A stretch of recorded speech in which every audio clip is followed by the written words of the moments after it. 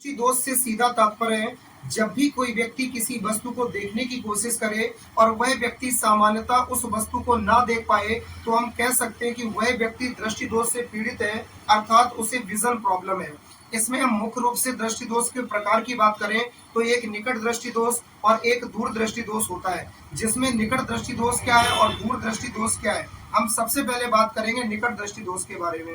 निकट दृष्टि दोष वह दृष्टि दोष है जिससे पीड़ित व्यक्ति निकट का तो स्पष्ट देख सकता है लेकिन दूर का स्पष्ट नहीं देख सकता है। यह सामान्यतः दृष्टि दोष 9 वर्ष से 17 वर्ष की आयु तक के बच्चों के अंतर्गत होता है और इस दृष्टि दोष से वही ज्यादातर बच्चे पीड़ित होते हैं जो कम उम्र में मोटापा के शिकार हो जाते हैं। आप बिल्कुल सही सुन पा रहे हैं। वास्तव में इसके पीछे का कारण जो भी है वो भी हम आपको बताएंगे। अब हम बात कर लेते हैं कि निकट दृष्टि दोष के कारण क्या है। तो निकट दृष्टि दोष का एक बेहतर सा कारण एक नहीं बल्कि दो हैं। कि सबसे पहला कारण है कि निकट दृष्टि दोष से पीड़ित व्यक्ति का जो नेत्र लेंस की वक्रता है वो बढ़ जाती है, जिससे फोकस दूरी का मान घट जाता है। इसीलिए व्यक्ति दूर की वस्तु को ना देख के बल्कि पास की ही वस्तुओं को देख पाता है। वहीं अगर हम दूसरे कारण की बात करें तो नेत्र लेंस और रेटिना के बीच की दूरी बढ़ जाती है, जिससे किरणें रेटिना से पहले मिल जाती हैं, जिस कारण वो वस्तु उस व्यक्ति को स्पष्टता दिखाई नहीं देती है क्योंकि प्रतिबिंब नहीं बन पाता है।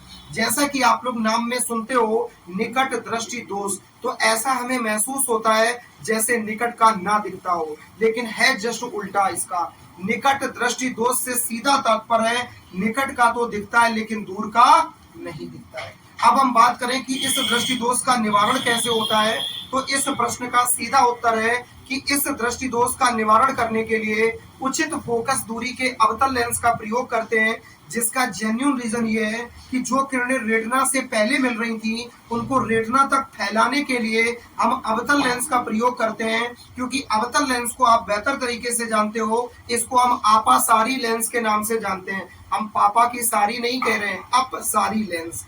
अपसारी लेंस जो प्रकाश की किरणों को फैलाने का कार्य करता है और आंखों में जिस चश्मे का प्रयोग करते हैं वो अवतल लेंस का चश्मा होता है। सामान्यतः 1 नंबर का ऑब्जेक्टिव क्वेश्चन कंपटीशन के लिए इंपॉर्टेंट है।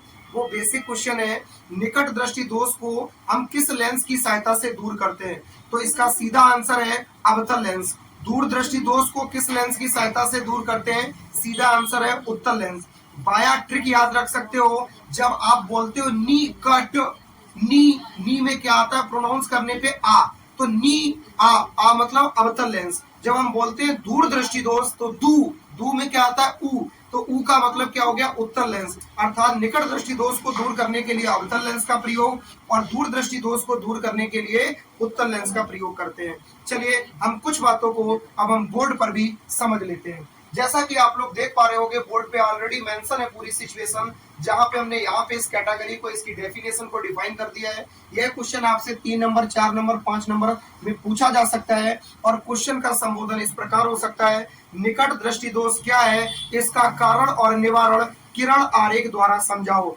3 नंबर का क्वेश्चन है। So be alert and ready. Important questions की लेवल में आता है।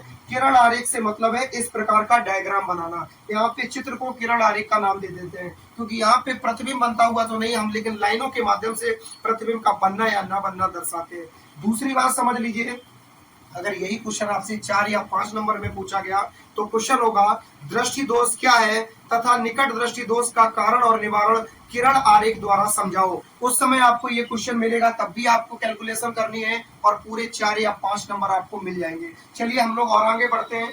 इसके 2 कारण कौन कौन से हैं।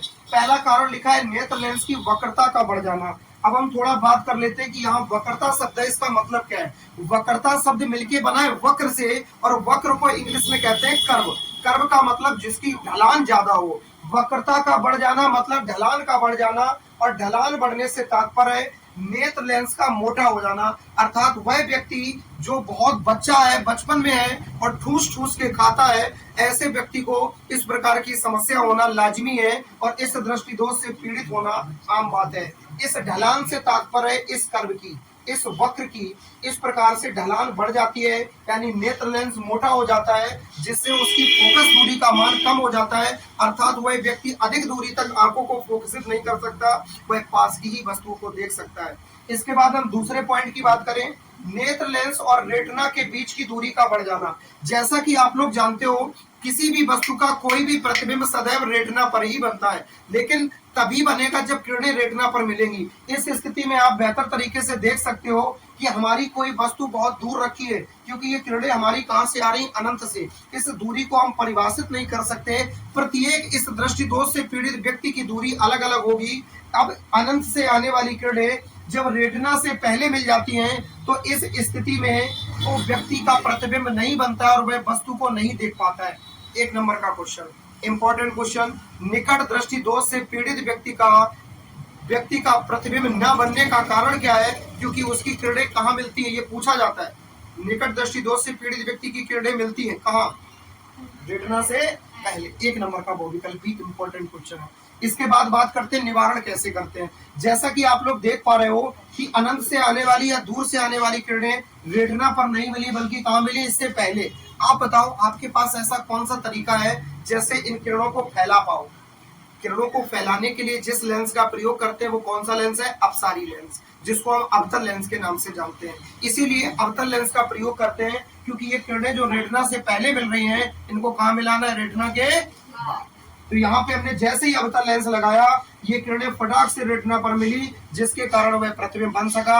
इसलिए अंत में हम लिख सकते हैं, निकट दृष्टि दोष का निवारण करने के लिए उचित फोकस दूरी के अवतल लेंस का प्रयोग करते हैं, क्योंकि ये अपसारी लेंस की भांति कार्य करता है, जो प्रकाश की किरणों को फैलाता है।